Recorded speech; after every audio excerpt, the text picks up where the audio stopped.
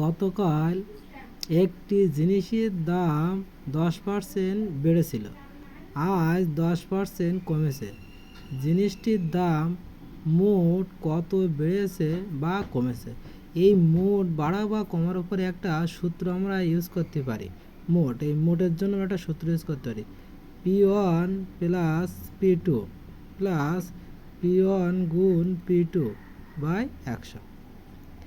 এখানে আমরা এখন P1 আর P2-র মানটা জানবো। এখানে P1 সমান আমরা লিখতে পারি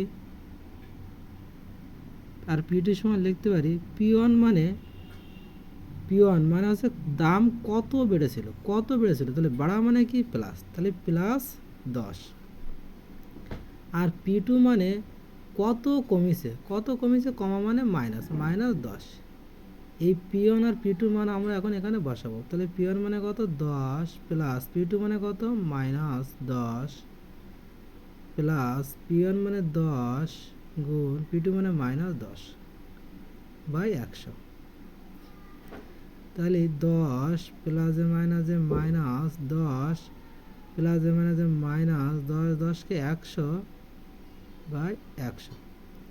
এখন যদি আমরা এই 10 কেটে দেই আর এই 100 কেটে দিই তাহলে আমাদের থাকে 1।